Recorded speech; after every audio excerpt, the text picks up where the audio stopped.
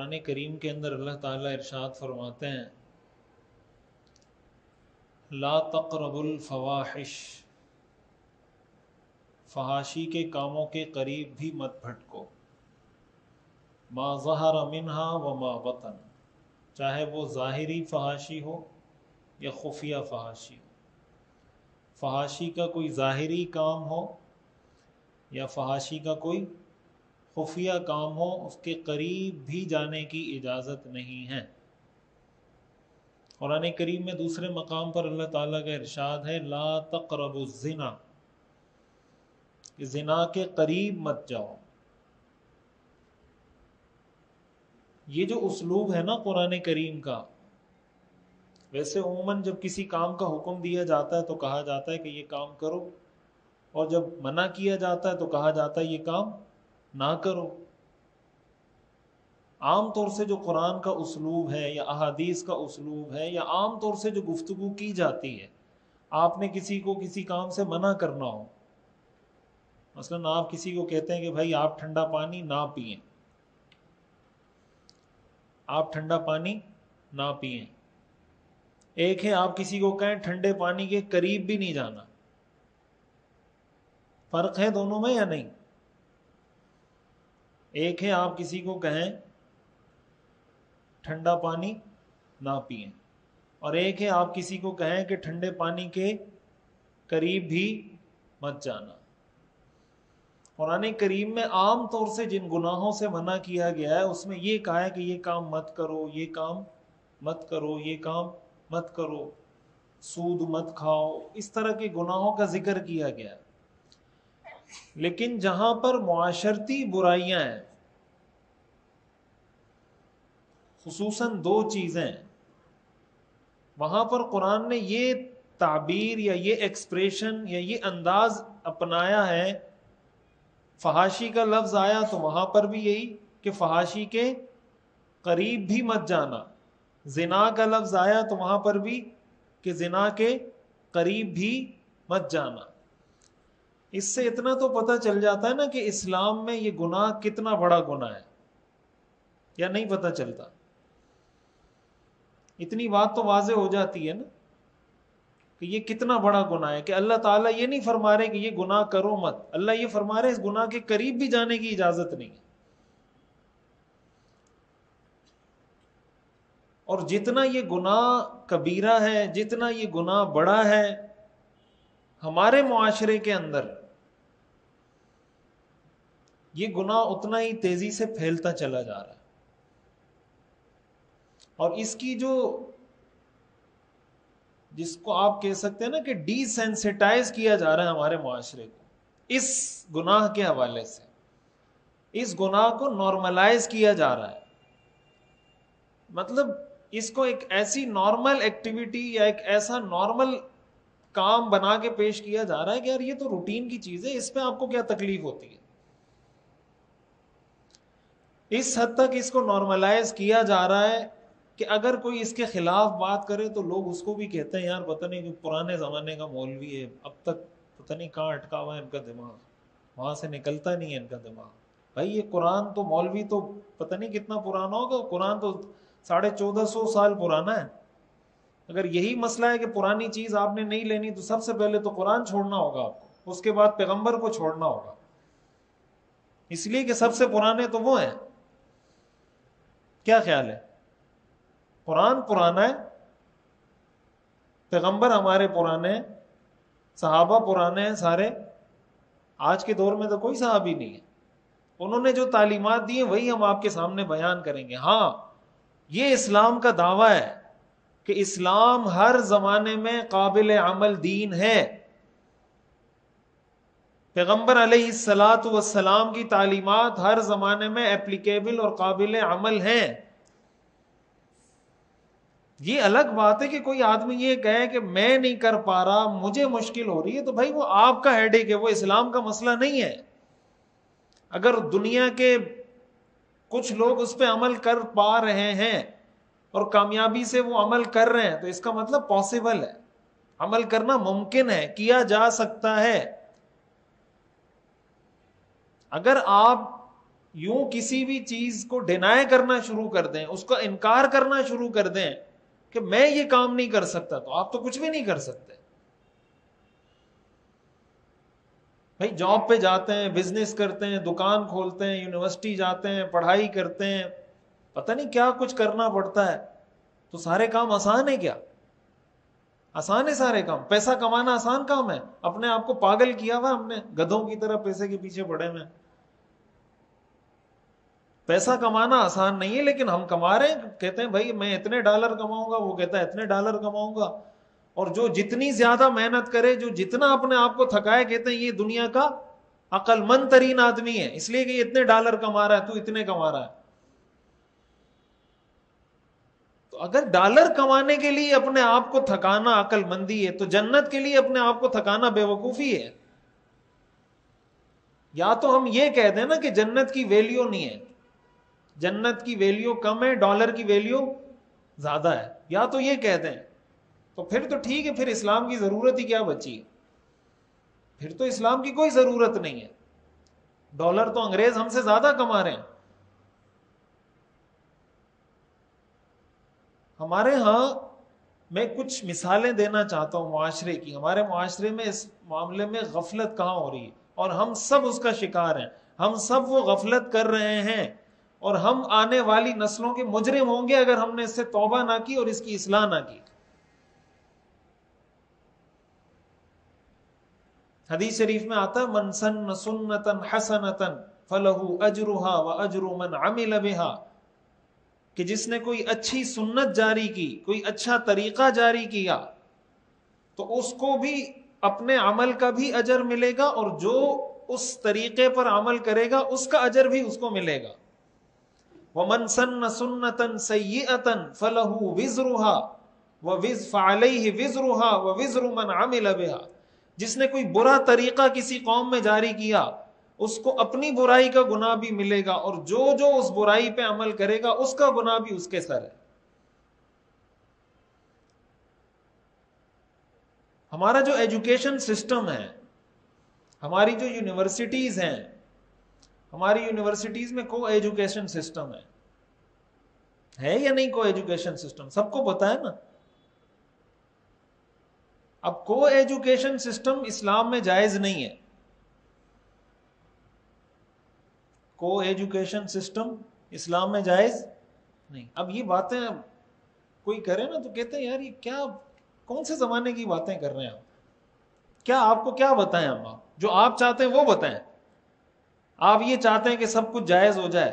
جیسے ہمارے یہاں بہت سارے نئے نئے اسکالر آتے ہیں نا، تو وہ کہتے ہیں جو آپ کو جائز کرنا ہے بتا دیں، ہم کر دیتے ہیں. بھائی ہم سے تو نہیں ہوگا، یہ انہی کے پاس جانا پڑے گا. اب ہماری بچیاں جب جاتی ہیں یونیورسٹی میں، ہمارے بچے جاتے ہیں، ہمارے جو نوجوان جاتے ہیں، میں کچھ حدیثیں آپ کے سامنے سناتا ہوں تاکہ پہلے اس کی شرعی حیثیت آپ کے سامنے واضح ہو. حدیث شریف میں آتا ہے رسول اللہ صلی اللہ علیہ وسلم نے ارشاد فرمایا ایما امرأۃ استعطرت فمرت علی القوم لیجدوا ریحھا فہی زانیۃ، کہ اگر کوئی عورت، کوئی لڑکی خوشبو لگا کر گھر سے نکلتی ہے، پرفیوم لگا کر گھر سے نکلتی ہے، اس لیے کہ لوگوں کو میری خوشبو لوگوں تک جائے، لوگ اٹریکٹ ہوں اس خوشبو کو سونگھ کر، آپ نے فرمایا فہی زانیۃ، یہ زانیہ ہے. یہ میں نہیں کہہ رہا، لگائیں فتویٰ جو بھی لگانا ہے آپ نے، یہ حدیث ہے، چیک بھی کر لینا جا کے. فہی زانیۃ، وہ عورت زانیہ ہے. تو دیکھ لیں اپنے معاشرے میں، اپنے گھروں میں دیکھ لیں. یونیورسٹی میں جو بچیاں آتی ہیں وہ بھی گھروں سے جاتی ہیں نا، ہمارے گھروں سے جاتی ہیں نا. کوئی بھائی ہے، کوئی ابا ہے، کوئی، انہی گھروں سے جاتی ہیں. تو کیا خیال ہے، خوشبو لگا کے جاتی ہیں یا بغیر خوشبو کے جاتی ہیں؟ پرفیوم لگا کے جاتی ہیں یا بغیر پرفیوم کے جاتی ہیں؟ حدیث شریف میں آتا ہے الا لا یخلون رجل بامرأۃ الا وثالثهما الشیطان، خبردار کوئی مرد کسی عورت کے ساتھ تنہائی میں نہیں بیٹھتا مگر تیسرا ان میں شیطان ہوتا ہے. کوئی مرد کوئی لڑکا کسی لڑکی کے ساتھ خلوت میں تنہائی میں نہیں بیٹھتا مگر تیسرا ان میں شیطان ہوتا ہے. تو شیطان ان کو کیا کہے گا؟ نماز پڑھو. شیطان جب بیچ میں آئے گا تو کیا کہے گا؟ کہ روزے رکھو، اچھی اچھی باتیں کرو. کیا ان کو پٹی پڑھائے گا شیطان؟ حدیث شریف میں آتا ہے رسول اللہ صلی اللہ علیہ وسلم نے ارشاد فرمایا المرأة عورت فإذا خرجت استشرفها الشیطان، کہ عورت پردے کی چیز ہے. المرأة عورت، عورت عربی کا لفظ ہے، عورت جو ہم اردو میں کہتے ہیں نا، عورت عربی میں پردے کو کہتے ہیں. المرأة عورت، عورت پردے کی چیز ہے. فإذا خرجت، جب عورت گھر سے نکلتی ہے، استشرفها الشیطان، شیطان اس کو مزین کر کے لوگوں کی نظر میں پیش کرتا ہے. آپ دیکھ لیں، کامن سی بات ہے نا، لوگ کہتے ہیں یار ہمیں اپنی بیوی اچھی نہیں لگتی، باہر کوئی لڑکیاں گھوم رہی ہوں وہ اچھی لگتی. یہ ضروری نہیں کہ باہر جو لڑکی گھوم رہی ہے وہ خوبصورت زیادہ ہے، ہو سکتا ہے اس کی بیوی خوبصورت زیادہ ہوگی لیکن اس کی بیوی میں اس کا اٹریکشن نہیں ہے، اس کا اٹریکشن ہے باہر گھومنے والی لڑکی میں. کیوں؟ اس لیے کہ بیوی حلال ہے، اور جو لڑکی باہر گھوم رہی ہے وہ کیا ہے؟ حرام ہے، وہ نامحرم ہے. تو حلال میں اس کی اٹریکشن نہیں ہے، حرام میں. یہ حرام میں جو اٹریکشن آ رہی ہے شیطان مزین کر کے پیش کر رہا ہے. وہ کسی بدصورت لڑکی بھی باہر جا رہی ہوگی نا تو شیطان مرد کی نظر میں اس کو خوبصورت بنا کے پیش کرتا ہے. اور پھر جو ڈیکوریشن اور جو میک اپ اور جو تیاری کر کے ہماری خواتین نکلتی ہیں تو وہ تو اچھا خاصا انسان بدل جاتا ہے اس میں. تو کہتے ہیں بارش ہو جائے تو شوہر پہچان نہیں سکتا کہ یہ میری وہی بیوی ہے جس سے میری شادی ہوئی تھی یا کوئی اور آ گئی ہے. ہمارے ہاں تو پتہ نہیں کوئی 20 30 ہزار کے میک اپ کرواتی ہیں عورتیں، پہچان میں نہیں آتی. پھر اتنا میک اپ کر کے نکلیں گی تو شیطان کتنا مزین کرے گا. وہ شیطان والا کام بھی آدھا خود کر لیتی کہ شیطان کو زیادہ تکلیف ہی نہ ہو. شیطان مزین کرے گا، ہم خود ہی کر لیتے ہیں اپنے آپ. اس چیز کو اس پہ بہت غور و فکر کی ضرورت ہے. پھر ہمارے ہاں جو فلمیں بن رہی ہیں، ہمارے ہاں جو ڈرامے بن رہے ہیں، ابھی میں آ رہا تھا آج پورا دن مجھے لوگ بھیجتے رہے کہ مفتی صاحب آپ اس پہ بات کریں، اس پہ بات کریں.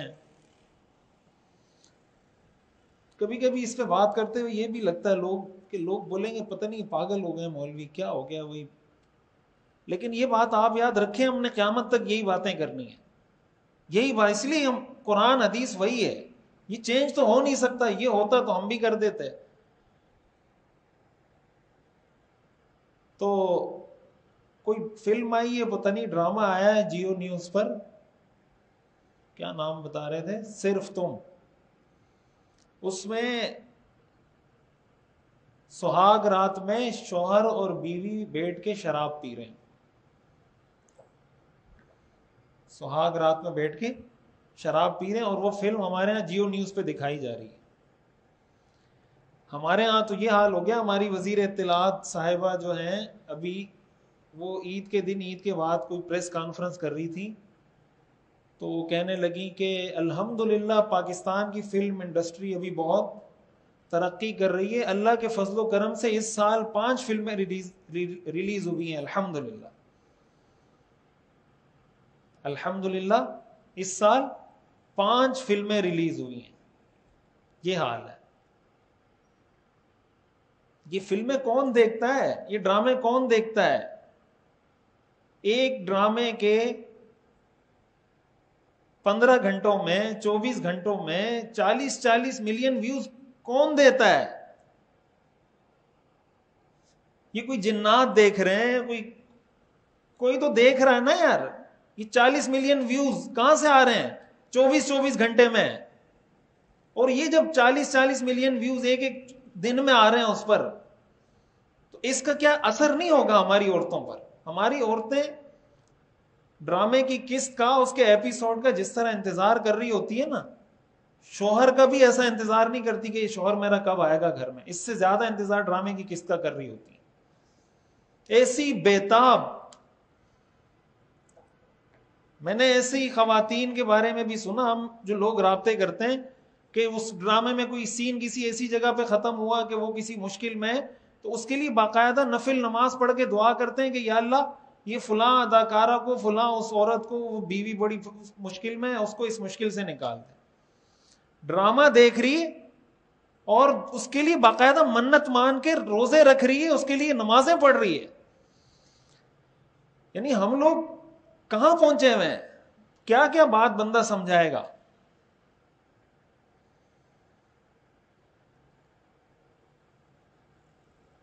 دیکھیں عورت جو ہے نا، یہ خاندان کی عزت ہوتی ہے۔ اب ہمیں حیرت اس پہ ہوتی ہے کہ ہمارے ہاں پیمرا ہے اور فلاں ہے اور فلاں ہے، پتہ نہیں یہ ادارے کہاں کیا کرتے ہیں، کس مقصد کے لیے ہیں۔ اب آپ مجھے بتائیں نا کہ یہ سب کچھ جو دکھایا جا رہا ہے، یہ کیا ویسے ہی بائی نیچر ہو رہا ہے، یا بائی ڈیفالٹ ہو رہا ہے، یا آٹومیٹک طریقے سے ہو رہا ہے، یا یہ کوئی سسٹمیٹک طریقے سے اس کے پیچھے کوئی سوچ ہے، کوئی کر رہا ہے سوچ، کوئی تھیوری بنا کے دے رہا ہے، تو یہ سب چل رہا ہے نا۔ کیا خیال ہے؟ سہاگ رات میں وہ پانی بھی تو پلا سکتا تھا بیوی کو، شراب کیوں پلا رہا ہے؟ ہمارے لیے نارملائز کر رہا ہے کہ یہ تو نارمل سی چیز ہے، آپ شراب بھی پی لیں سہاگ رات میں، تو کوئی ٹینشن کی بات نہیں ہے۔ اور اگر اس طرح ہم چیزوں کو چھوڑتے رہے کہ ٹھیک ہے یہ بھی چل رہا ہے وہ بھی چل رہا ہے، تو ہو سکتا ہے کہ اگر 20 سال بعد کوئی مولوی صاحب شراب کے خلاف بیان کرے تو لوگ اس کو بھی کہیں مولوی صاحب آپ کیا شراب کا موضوع لے کے بیٹھے ہیں، چھوڑیں یار شراب لوگ پی رہے ہیں تو پینے دیں، آپ کو کیا ٹینشن ہے شراب کی؟ ابھی تک تو الحمدللہ ہمارے معاشرے میں نارمل نہیں ہے نا، لیکن آپ چھوڑ دیں اس طرح 20 سال تک فلمیں بناتے رہے، شراب پلاتے رہے فلموں ڈراموں میں، پھر کوئی بیان کرے گا وہ بھی عجیب لگے گا کہ اس موضوع پہ آپ کیوں بیان کر رہے ہیں۔ عورت گھر کی عزت ہوتی ہے، عورت کی وجہ سے ماں باپ کی عزت بھی ہوتی ہے اور ماں باپ کی عزت ختم بھی ہوتی ہے۔ ایسے ایسے واقعات میرے علم میں ہیں، میں یونیورسٹیوں کا پڑھا ہوا ہوں، میں مدرسے کا بھی پڑھا ہوا ہوں، میں یہ بات اس لیے کرتا ہوں لوگ یہ نہ کہیں کہ یار یہ کوئی مولوی صاحب ہے اس کو کیا پتا، میں نے پی ایچ ڈی کی ہوئی ہے، الحمدللہ باقاعدہ ڈاکٹر ہوں، پی ایچ ڈی ڈاکٹر ہوں۔ بتانے کی کوئی وہ نہیں، اس لیے بتا رہا ہوں آپ کے علم میں ہو، کہ یہ ایسا نہیں کہ ہمیں کچھ پتہ نہیں ہے یا ہمیں علم نہیں ہے، ہمیں معلومات نہیں ہے، سب پتہ ہے ہمیں۔ میں یونیورسٹی میں 5-6 سال پڑھاتا رہا ہوں، پی ایف کیٹ میں پڑھایا میں نے، اقرا یونیورسٹی میں پڑھایا، کئی یونیورسٹیوں میں پڑھایا میں نے، ابھی بھی خود اپنی مرضی سے چھوڑا ہے، اپنی مصروفیات کی وجہ سے نہیں پڑھا رہا۔ تو ہمیں پتہ ہے نا کہ لڑکیاں وہاں کیا کرتی ہیں، لڑکے کیا کرتے ہیں، ٹیچر کو نہیں پتا ہوگا جو پڑھا رہا ہے کہ کون سا اسٹوڈنٹ پڑھ رہا ہے، کون سا اسٹوڈنٹ پڑھ نہیں رہا، کسی اور مقصد کے لیے آ رہا ہے۔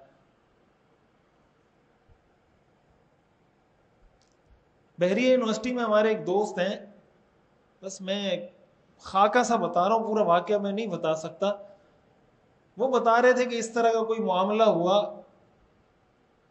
ہم نے والدین کو کال کیا کہ بھائی یہ مسئلہ ہے آپ کی بچی کا، فلاں فلاں فلاں۔ والد صاحب نے کہا اس کام کے لیے بلایا تھا مجھے تم نے، اس کام کے لیے بلایا تھا، یہ کوئی اتنا بڑا مسئلہ؟ چھوڑو یار بچے غلطیاں ہو جاتی ہیں، کھیلنے دو ان کو۔ میرے پاس بہت سارے واقعات ہیں، وہ سنانے کے نہیں ہے مسجد میں، تو یہ کون ہے؟ یہ کوئی امریکہ سے آ رہے ہیں یہ لوگ؟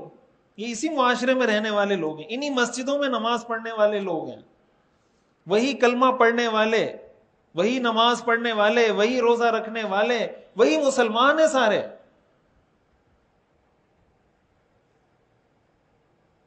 بیٹی کی وجہ سے باپ کو تانا دیا جاتا ہے، بیٹی کی وجہ سے ماں کو تانا دیا جاتا ہے، لیکن ہم اتنے یہ چیز، شاید اس کے لیے میرے خیال سے غیرت لیس کے علاوہ اور کوئی لفظ نہیں ہے، کہ ہم اتنے غیرت لیس ہوتے جا رہے ہیں کہ اب ہمارے لیے یہ بھی کوئی مسئلہ نہیں ہے۔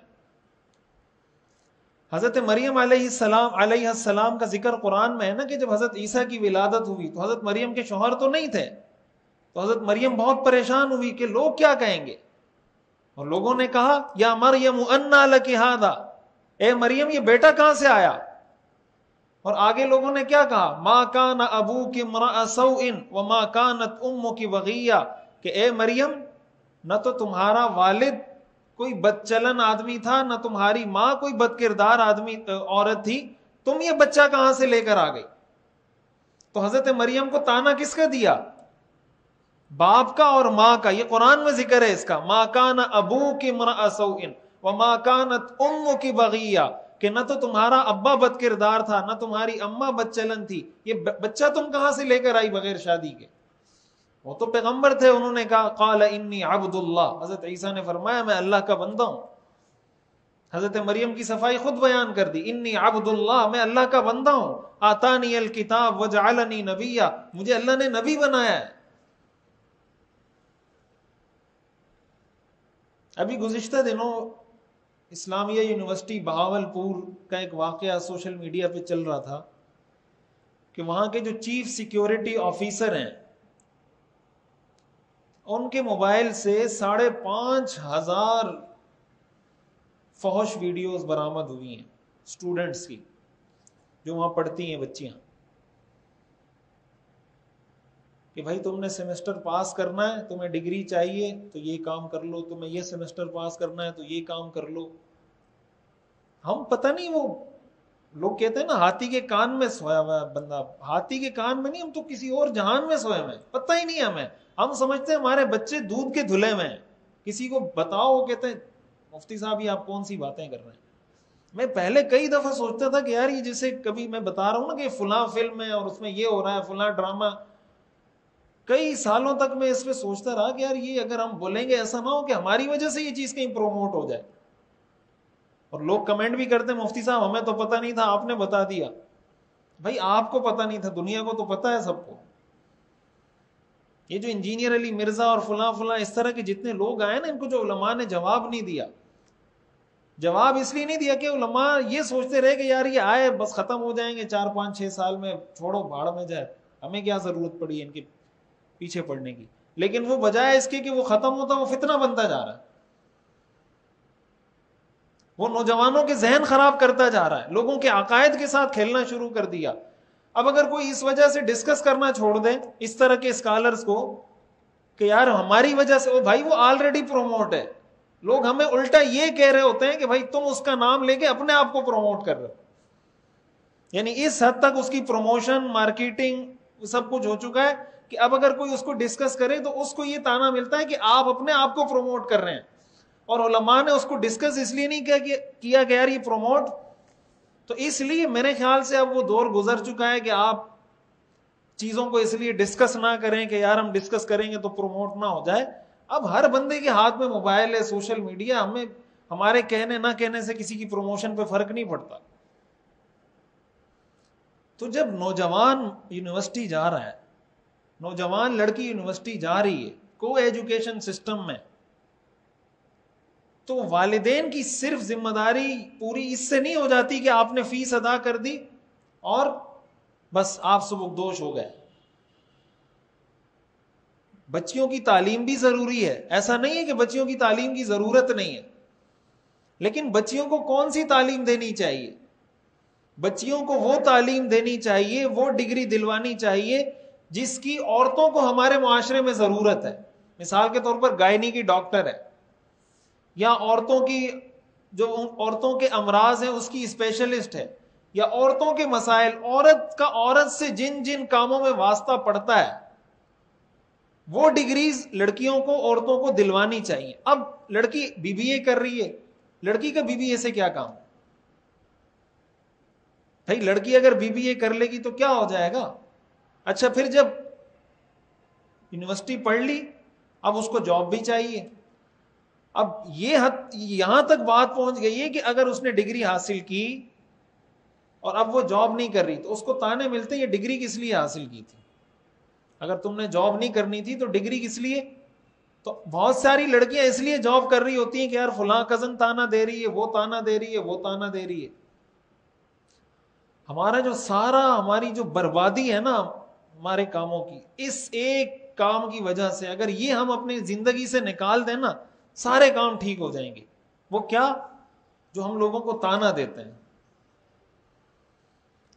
میرے پاس کوہاٹ کے ایک مہمان آئے ہوئے تھے تو ملنے کے لیے, تو میں نے ان سے بات کی کہ یار تم لوگ جو قبائلی علاقے ہیں, جو پٹھانوں کے علاقے ہیں, تم لوگ تو ایک دوسرے کے دشمن بنے ہوئے ہو, ایک دوسرے کو قتل کرتے رہتے ہو.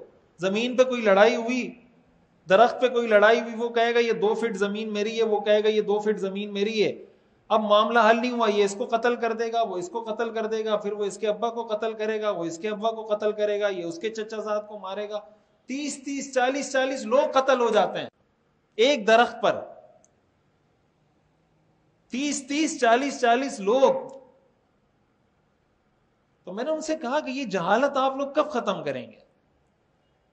اسلام میں تو ایک انسان کی جان کی کتنی اہمیت ہے, یہ جہالت آپ کب ختم کریں گے؟ اس کو آپ غیرت کہتے ہیں, اس کو آپ عزت کی بات, یہ تو بے غیرتی کی, بے شرمی کی بات ہے. اسلام میں کسی مسلمان کا خون بہانے کی کہاں سے اجازت ہے؟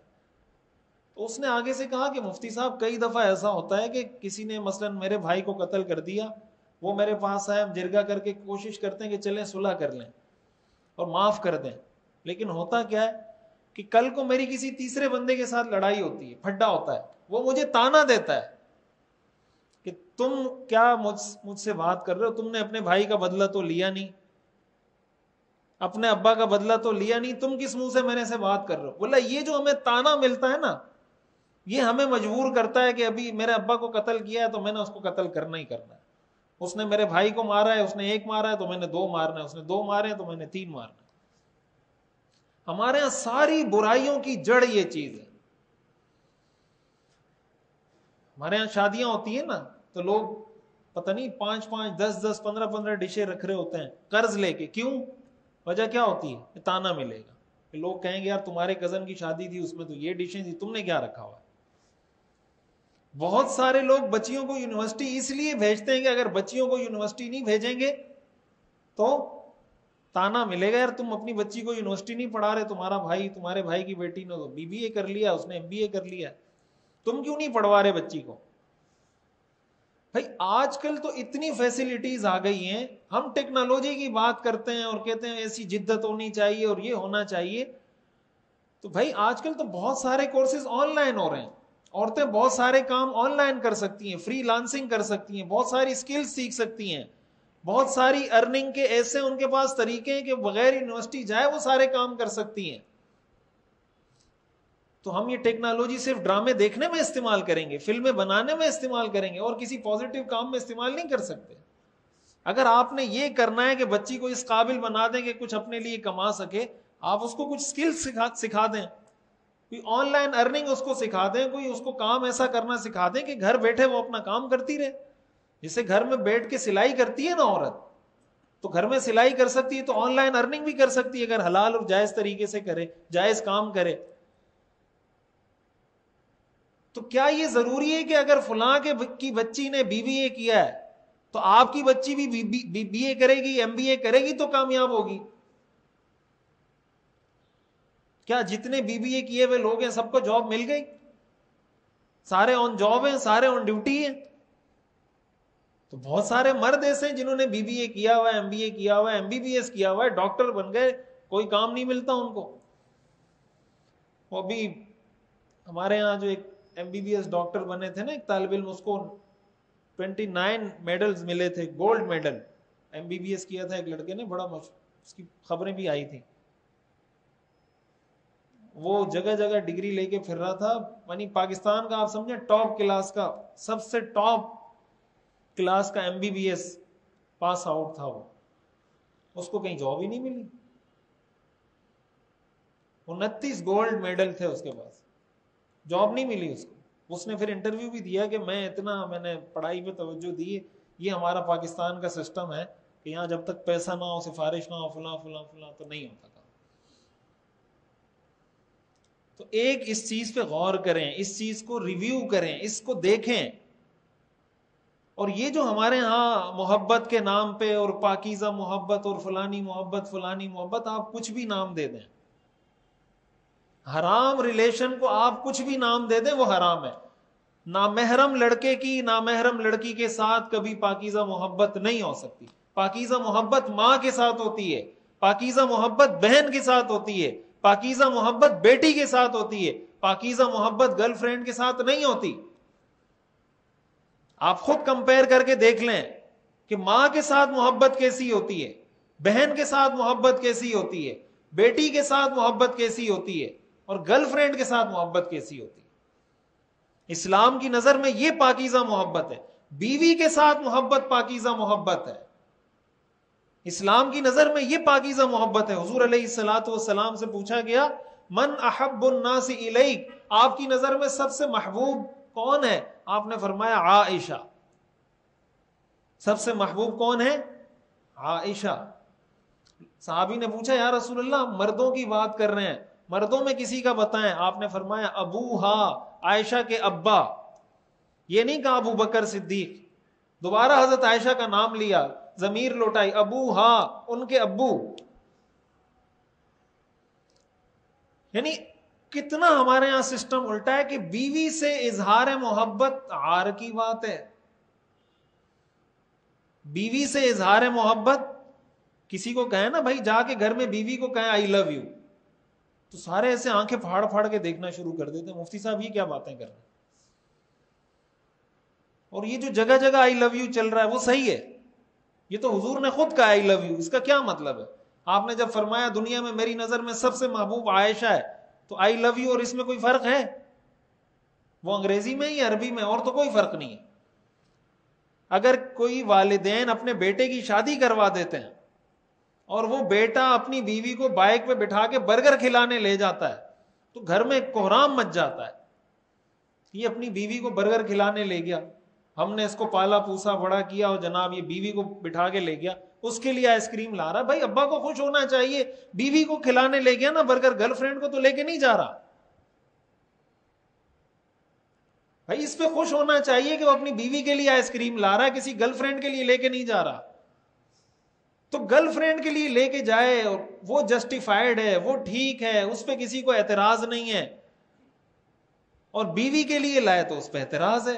بیوی سے محبت کا اظہار کرے تو گناہ ہے، گرل فرینڈ سے محبت کا اظہار کرے تو ٹھیک ہے۔ تو ہمارے سٹینڈرڈ الٹے ہو گئے یا نہیں ہو گئے؟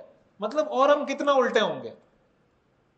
180 ڈگری کا فرق ہے یا نہیں اسلام میں اور ہمارے کرتوتوں میں؟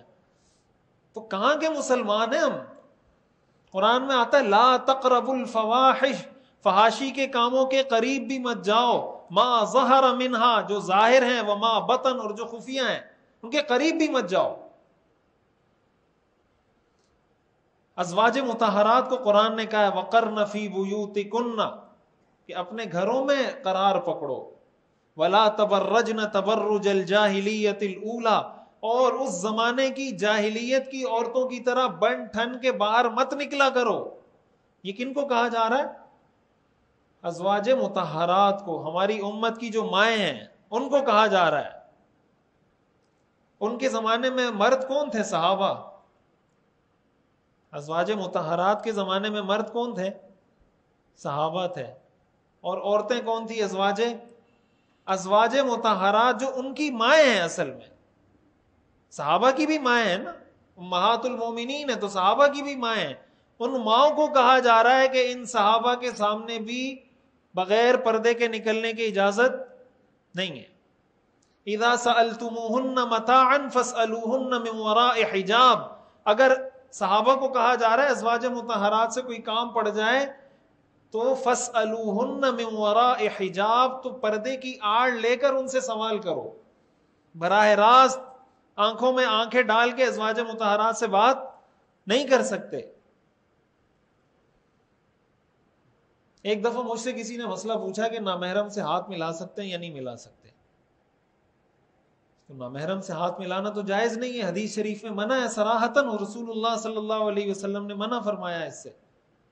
اب میں جو بتا رہا ہوں نا، ہمارے ہاں جو اسکالرز آ رہے ہیں، اسکالرز نے جائز کیا ہوا ہے سب کچھ، کہتے ہیں جائز ہے، کیا مسئلہ ہے اگر مرد عورت سے ہاتھ ملائے تو؟ ہمیں ایسے ہی اسکالرز چاہیے۔ قرآن کریم میں آتا ہے کبھی کبھی اس طرح کے لوگوں کو جب میں دیکھتا ہوں نا کہ قرآن میں تحریف کر رہے ہیں، حدیث میں تحریف کر رہے ہیں، تو قرآن میں آتا ہے کہ فرعون کے بارے میں یقدم قومہ یوم القیامت فاوردہم النار، کہ فرعون قیامت کے دن اپنی قوم کے آگے آگے جا رہا ہوگا اور ایک دم لے جا کے جہنم میں گرا دے گا. یقدم قومہ یوم القیامہ فاوردہم النار. اپنی قوم کے اس وقت بھی لیڈ کر رہا ہوگا, قیامت کے دن بھی لیڈر بنا ہوا ہوگا, لیڈ کرتے کرتے لے جا کے کہاں ڈالے گا؟ جہنم میں ڈالے گا. تو اس طریقے سے اب میں نے یہ بات بتائی کہ بھائی عورت سے نامحرم سے مصافحہ جائز نہیں ہے, تو اس میں نے یہ بات کی, کسی نے پوچھا تھا کہ کوئی ضرورت ہو, تو میں نے اس کو یہ کہا کہ گلوز پہن کے, جیسے کبھی ڈاکٹر کو ضرورت ہوتی ہے نا علاج کرنے کے لیے, عورت گئی ہوئی ہے, اب اس نے اس کے جسم پہ ہاتھ رکھنا ہے یا کوئی زخم ہے اس کو چیک کرنا ہے, تو یہ تو ضرورت ہے, ضرورت کے وقت تو شریعت اجازت دیتی ہے. لیکن شریعت کا یہ حکم ہے مرد کو کہ ایسی صورت میں وہ کوئی گلوز وغیرہ کوئی ایسی چیز پہنے اپنے ہاتھوں میں کہ جس سے اس کا ہاتھ براہ راست ٹچ نہ ہو عورت کے ساتھ. تو میں نے یہ مسئلہ بیان کیا کہ بھئی اگر ایسی شدید مجبوری ہو تو کوئی گلوز وغیرہ کوئی کپڑا ہاتھ میں رکھ کے ٹچ کر سکتے ہیں مجبوری کی حالت میں. اس پہ کئی لوگوں نے ایسے نیگیٹو کمنٹ کیے ہوئے تھے, یہ مولوی صاحب کس دور میں جی رہے ہیں, یہ کون سے زمانے کی باتیں کر رہے ہیں.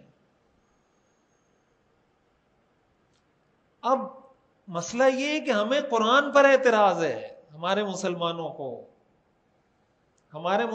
کو حدیث پر اعتراض ہے, براہ راست قرآن کی آیات پر اعتراض ہے. وہ کہتے نہیں ہے کہ مجھے قرآن پر اعتراض ہے, لیکن جب آپ کسی اسلام کے حکم پر اعتراض کرتے ہیں تو اس کا کیا مطلب؟ اگر کسی کو پردے کے حکم پر اعتراض ہے تو پردے کا حکم تو قرآن نے دیا ہے. اگر کسی کو اس مسئلے پر اعتراض ہے کہ کو ایجوکیشن کو آپ کیوں ناجائز کہتے ہیں, تو وہ تو اسلام نے ناجائز قرار دیا ہے. تو اس چیز کی تو پابندی کروا سکتے ہیں نا کہ عورت گھر سے نکلے پردہ کر کے نکلے. میک اپ کر کے کیوں عورت گھر سے نکلتی ہے؟ عورت کے میک اپ کا سب سے زیادہ حقدار اس کا شوہر ہے. شوہر کے سامنے تو عورتیں ایسے پھر رہی ہوتی ہیں گھروں میں, بندہ کہتا ہے یار پتہ نہیں جب شادی ہوئی تھی تو کوئی اور عورت تھی, ابھی تو بالکل ہی چینج ہو گئی ہے. اور باہر نکلیں گی تو پرفیوم, تو میک اپ, تو سرخی, تو جناب کپڑے, تو یہ کپڑے, تو وہ کپڑے, مہندی کے لیے الگ کپڑے چاہیے, نکاح کے لیے الگ چاہیے, بارات کے لیے الگ چاہیے, ولیمے کے لیے الگ چاہیے. اور شوہر کے سامنے تو بھائی تمہارا شوہر یہ, اس کے سامنے بنو سورو نا, اس کے سامنے میک اپ کرو. پھر عورتیں ہمیں فون کر کے کہتی ہیں کہ میرا شوہر دوسری لڑکیوں کے ساتھ باتیں کرتا ہے, ساری رات ان کے ساتھ میسیجز پہ باتیں کر رہا ہوتا ہے, کال کر رہا ہوتا ہے, اس کی میرے میں اٹریکشن نہیں ہے. آپ نے اٹریکشن کا چھوڑا کیا ہے؟ اٹریکشن کا آپ نے چھوڑا کیا ہے کہ وہ آپ میں اٹریکٹ ہو, اور جو دوسری سے وہ بات کر رہا ہے وہ تو اس کو اٹریکٹ کر رہی ہے. تو ان چیزوں پر غور کریں, معاشرے کے ان مسائل پر. وہ اندھا دھن مسلمان کو چلنے کی اجازت نہیں کہ سارے ایک رو میں بہ رہے ہیں. بھائی اگر والدین اپنی بچیوں کو یونیورسٹی بھیجتے ہیں, وہ یہ ڈیمانڈ بھی تو کر سکتے ہیں, پیرنٹس کی کوئی تنظیم بنا دیں, پیرنٹس کی کوئی ایسی کوئی یونین بنا دیں کہ بھائی آپ یونیورسٹی والوں سے مطالبہ کریں کہ بچیوں کے لیے گرلز یونیورسٹیز بنائیں, جس میں سٹاف بھی خواتین کا ہو, جس میں پڑھانے والی بھی خواتین ہو, جس کی ساری ایکٹیویٹیز خواتین پرفارم کر رہی ہوں. تو کیا مسئلہ ہے اس میں؟ لیکن ہمارے ذہن میں یہ آئیڈیا کیوں نہیں آتا؟ اور اگر سارے پیرنٹس مل کر اس پر پروٹیسٹ کریں, اس پر احتجاج کریں, ایسی کوئی یونین بنائیں, اس پر آواز اٹھائیں, تو یونیورسٹیز تو کوئی اللہ کی رضا کے لیے نہیں چل رہی, وہ تو بزنس کے لیے چل رہی ہیں, پیسے کے لیے چل رہی ہیں. تو جب ان کا بزنس رکے گا وہ وہی کریں گے جو آپ چاہیں گے. لیکن اس پہ ایکشن کون لے؟ پھر ہم اس چیز سے ڈرتے ہیں کہ اگر میں نے اس پہ ایکشن لیا لوگ بولیں گے یار تم کوئی بہت ہی کوئی پرانے زمانے کے کوئی ملا بننے کی کوشش کرو. بیٹھو آرام سے یار, ہزاروں لوگوں کی بچیاں جا رہی ہیں تو تمہاری بھی چلی جائے تو تمہیں کیا تکلیف ہو رہی ہے؟ وہی تانے کی بات پھر آ جاتی ہے کہ لوگ تانا دیں گے کہ یار تمہیں کیا تکلیف ہے, یہ صرف تمہاری بچی جا رہی ہے یونیورسٹی. تو آخر کوئی تو اٹھے گا نا, کوئی تو ایکشن لے گا. کون لے گا؟ فرشتے آئیں گے, جنات آئیں گے, کون ایکشن لے گا؟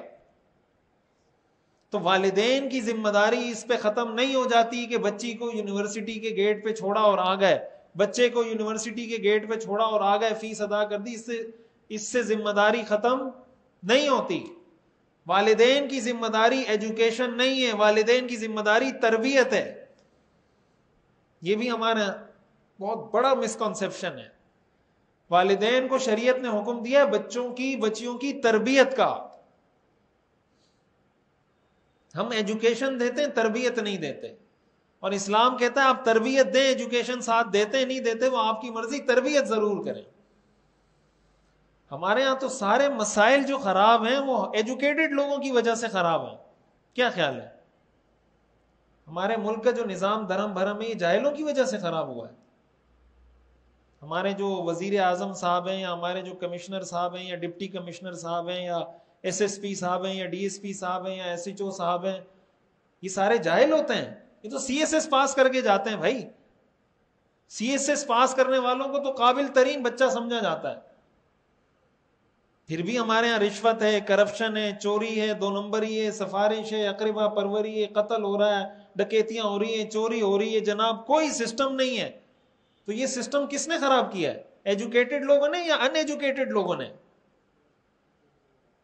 سارا کام، سارا سسٹم ہمارے ملک کا ایجوکیٹڈ لوگوں کے ہاتھ میں ہے. لیکن اگر یہ ایجوکیٹڈ لوگ تربیت یافتہ ہوتے تو ملک ٹھیک ہوتا. اگر یہ ایجوکیٹڈ نہ بھی ہوتے، تربیت یافتہ ہوتے، تب بھی ملک ٹھیک ہوتا. لیکن اگر آپ بچے کو ایجوکیشن دلوائیں، 6 ڈگریاں، 20 ڈگریاں، 30 ڈگریاں، لیکن اس کی تربیت نہیں کی، تو اگر اس نے اپنی ڈگری پر 20 لاکھ لگائے تو جب تک وہ 20 کروڑ کمائے گا نہیں، وہ کہے گا میں نے ابا نے 20 لاکھ روپے لگائے، یہ سیٹ میں نے خریدی 40 لاکھ کی ہے، تو میں یہاں بیٹھ کے پاگل ہوں کہ یہاں میں بغیر رشوت کے کام کروں؟ وہ 40 لاکھ کہاں سے کور کروں گا؟ تو بھائی تربیت پہ توجہ دیں. اپنے مسائل کو اسلام کی نظر سے دیکھیں کہ اسلام کیا کہتا ہے. اسلام آپ کو بند گلی میں لے کے نہیں جاتا. اسلام آپ کو ہر چیز کا سلوشن دیتا ہے. اسلام آپ کو یہ بھی نہیں کہتا کہ آپ بچیوں کو تعلیم نہیں دیں. اسلام ایک پراپر آپ کو طریقہ بتاتا ہے، ایک میکینزم بتاتا ہے، ایک سسٹم بتاتا ہے کہ بچیوں کو تعلیم دینے کا یہ طریقہ ہے، بچوں کو تعلیم دینے کا یہ طریقہ ہے، ان کی تربیت کا یہ طریقہ ہے، ان کی تربیت کا یہ طریقہ ہے. اگر اس چیز کو ہم سمجھ لیتے ہیں اور ہم قدم اٹھاتے ہیں تو ظاہر ہے کہ 1 سے 2، 2 سے 3، 3 سے 4، 4 سے 5، اس طرح کی جو چیزیں ہوتی ہیں، اس طرح کی جو باتیں ہوتی ہیں، اس کی اویئرنیس لوگوں میں پھیلانی چاہیے. لوگوں کے ساتھ اس طرح کی چیزیں شیئر کرنی چاہیے، ان کو بتانا چاہیے. ایک بندہ اس پیغام پہنچائے گا، دوسرا پہنچائے گا، تیسرا پہنچائے گا، اور اپنے گھر کی خواتین کو یہ باتیں سنوانی چاہیے. اپنے گھر کی خواتین کو یہ باتیں شریعت کی بتانی چاہیے کہ شریعت کی ان کے لیے تعلیمات کیا ہیں. ہمارے یہاں ایک بہت بڑا مسئلہ یہ کہ خواتین ظاہر مسجد آتی نہیں ہیں تو بالکل ان کا کوئی بالکل کٹ ہو جاتی ہیں. تو ان کے پاس ڈرامے تو ہیں دیکھنے کو، فلمیں ہیں سننے کو، لیکن دینی چیزیں بہت کم ہیں سننے کو. یہ شوہر کی، والد کی، بھائی کی، بیٹے کی ذمہ داری ہے اپنے گھر کی خواتین کو اس طرح کے جو اسلام کا پیغام ہے، جو ٹرو میسج آف اسلام ہے، جو صحیح اسلام کا چہرہ ہے، وہ ان کے سامنے واضح کریں. ان کو بتائیں کہ یہ بھی سن لیا کریں، یہ بھی سننے کی چیز ہے، یہ بھی دیکھنے کی چیز ہے. اگر ہم اس نہج پہ چلنا شروع ہوتے ہیں تب تو جا کے ہم محفوظ کر سکتے ہیں اپنے آپ کو، اپنی نسلوں کو اور اپنی بیٹیوں کو. اور اگر ہم اس چیز کو چھوڑ دیتے ہیں یا اس میں کوتاہی برتتے ہیں، تو میں نے شروع میں یہ بات کی تھی کہ ہم صرف اپنی اولاد کے مجرم نہیں ہیں، ہم آنے والی نسلوں کے مجرم ہیں. آنے والی نسلوں کو ہم میراث میں جو جو برائی چھوڑ کے جائیں گے ان سب کا گناہ جیسے ان کو ملے گا ہمیں بھی ملے گا. اللہ تعالی ہمیں سمجھنے اور عمل کرنے کی توفیق عطا فرمائے. آخر دعوانا الحمدللہ رب العالمین.